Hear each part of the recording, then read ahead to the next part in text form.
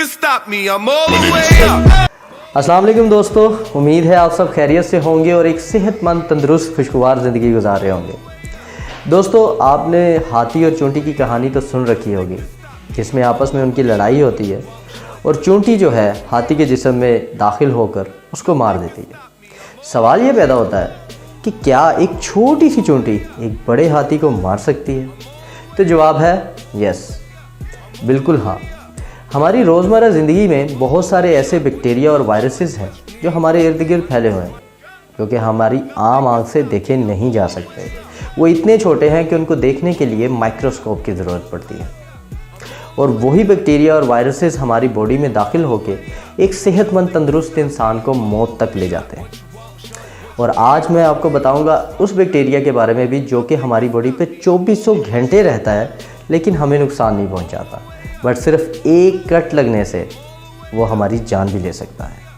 You are watching aesthetic mafia, this is Faizal.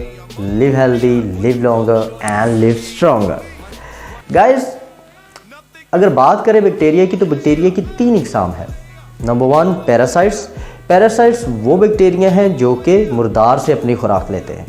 Number 2 saprophytes. Saprophytes वो bacteria हैं जो कि होस्ट को फ़ायदा तो नहीं देते, लेकिन उससे फ़ायदा लेते ज़रूर हैं। Number 3 pathogens. पैथोजेंस वो बैक्टीरिया हैं जो कि अपने होस्ट को बीमार करके उसका ही जिस्म खाकर उससे हेल्दी होते हैं और उसको बीमार करते हैं और डिज़ीज़ कोज करते हैं और बहुत सारी बीमारियों की वजह बनते हैं।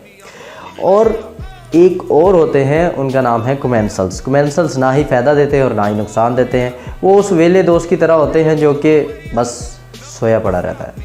खैर, बात करते हैं पैथोजेंस की। पैथोजेंस काम कैसे करते हैं और पैथोजेंस हमारी बॉडी में दाखिल कैसे होते हैं? पैथोजेंस हमारी बॉडी में दाखिल होने के लिए उनको बहुत सारे रास्ते हैं जनाब। जैसे कि हमने हाथ नहीं धोए, हम बाहर से आए, बहुत सारी धूल मिट्टी हाथ पे लगी थी और वैसे ही खाना स्टार्ट कर दिया, दिस इज़ द वे वो हमारे जिस्म में दाखिल हो सकते हैं। नंबर 2 हमारा इन्वायरमेंट। जिस इन्वायरमेंट में है हम, उस इन्वायरमेंट में मुमकिन है कि वो बैक्टीरिया हो और हम इनहेल कर लें। नंबर 3 इज़ कि हमने कहीं से फल, फ्रूट या कोई सब्ज़ी ख़रीदी और सब्ज़ी ख़रीद कर हम घर लाए और उसको धोया नहीं और वैसे ही जो है वो सब्ज़ी पका ली, तो वो बैक्टीरिया हमारे अंदर दाखिल हो जाते हैं, जो कि मुमकिन है कि पोल्यूशन, इन्वायरमेंट या जिस इंसान से हमने उसको ख़रीदा वो इंसान, उस बंदे को कोई ना कोई ऐसी वायरल बीमारी हो और वो उससे ट्रांसमिटेड होकर हम में दाखिल हो गई।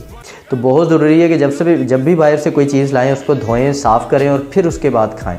और हाथ धोना तो सुन्नत है, तो सबसे पहले कोई भी चीज़ खाने से पहले हाथ लाजमन धोएं।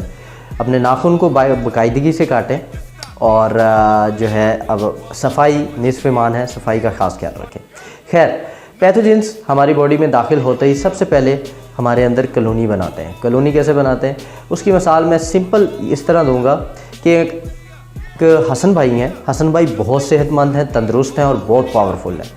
हसन भाई को मारने के लिए कम से कम 4 से 5 बंदे तो लाजमन लगेंगे, वरना हसन भाई एक बंदा आएगा तो उसको तो धो देंगे, लेकिन 4 से 5 बंदे आएंगे तो हसन भाई का एक पैर पकड़ लेगा, एक हाथ पकड़ लेगा और एक गला पकड़ लेगा, तो हसन भाई के बचने के चांसेस ऑलमोस्ट ख़त्म हो जाएंगे। तो हसन भाई कुछ नहीं कर सकेंगे और हसन भाई मार खाएंगे।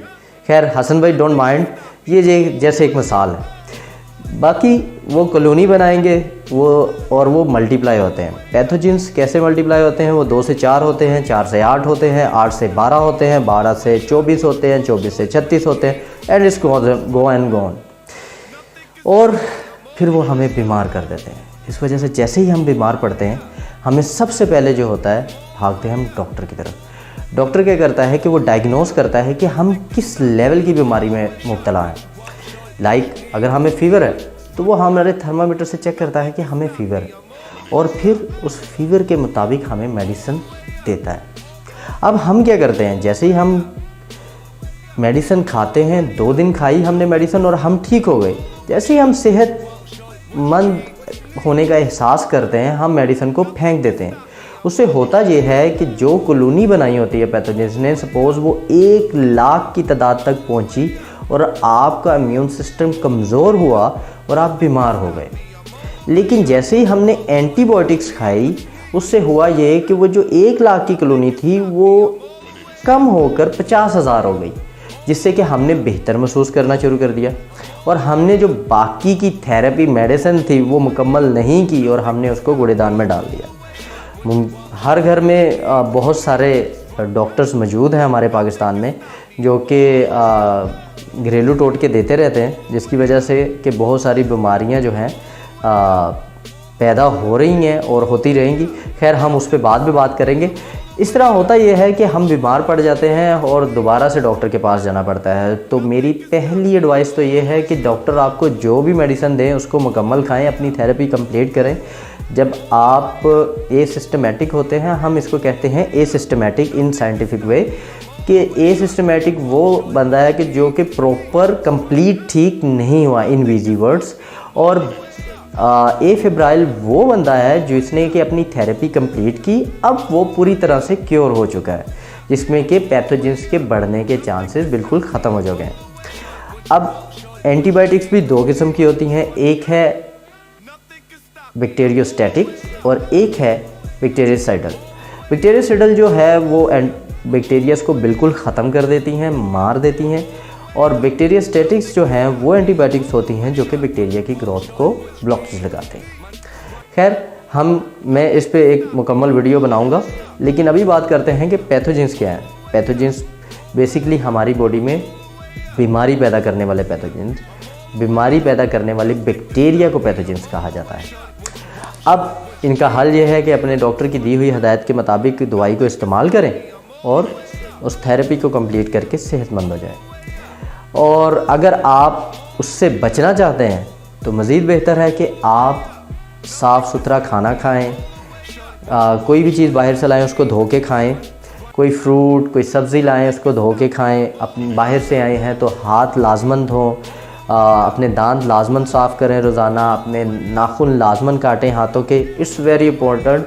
और ये हाइजीन की बात है, ये तो ख़ुद को मेंटेन करने के लिए भी इंसान को करना चाहिए रेगुलर रूटीन में, ये हमारी शरीयत और इस्लाम भी है। नेक्स्ट इज़ कि वो पैथोजेंस जो कि वो बैक्टीरिया जो कि हमारी बॉडी पे होते हैं लेकिन हमें नुकसान नहीं पहुंचाते, बट एक कट लगने की वजह से हमें मौत तक भी ले जा सकते हैं, उनको कहते हैं हम नॉर्मल फ्लोरा। नॉर्मल फ्लोरा वो बैक्टीरिया है जो कि हमारी बॉडी पर ऑल द टाइम 24 घंटे होता है, लेकिन वो हमें नुकसान नहीं पहुंचाता। But at the same time जैसे ही हमारी स्किन पे कट लगता है, हमारी स्किन वो प्रोटेक्टिव लेयर है हमारी फर्स्ट, जो कि हमें बैक्टीरिया और पैथोजेंस से सेफ करती है, बचाती है, बीमारियों से बचाती है। तो जैसे ही उस पर कट लगता है, वही नॉर्मल फ्लोरा जैसे ही एंटर होता है, उसके साथ इन्वायरमेंटली वो कन्वर्ट हो जाता है पैथोजेंस में, जिससे कि पास और ज़ख़म ख़राब होना, इस तरह की चीज़ें हमें देखने को मिलती हैं। सो इन सारी चीज़ों से बचने के लिए बहुत ज़रूरी है कि अपना एहतियात कीजिए, अच्छी ज़िंदगी जीजिए, हाइजीन चीज़ें खाएँ, अपने पानी जो है लाजमन बॉयल करके पिएँ और साफ़ सुथरा खाना खाएँ, चीज़ों को घर लेके आएँ तो लाजमन धो के खाएँ, इट्स वेरी इंपॉर्टेंट। और अपनी जो है सेल्फ़ ग्रूमिंग वो लाजमन करें, जो कि आपको बहुत सारी बीमारियों से बचा सकती है। और कोविड के लिए स्पेशली बताता चलूँ कि कोविड-19 में आपको जो चीज़ बचा सकती है वो है आपका मुदाफ़ती निज़ाम, यानी कि आपका इम्यून सिस्टम।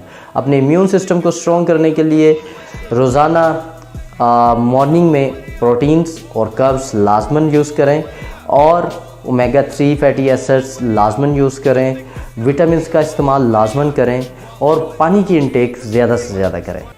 उम्मीद है आपको ये वीडियो पसंद आई होगी, और अगर पसंद आई है तो कमेंट में लाजमन कमेंट करना। यार मैं तो देखता ही रहता हूँ कि कोई कमेंट करे, लेकिन कोई इक्का दुक्का बंदे करते हैं। Thank you so much for that, आपकी सपोर्ट का बहुत शुक्रिया।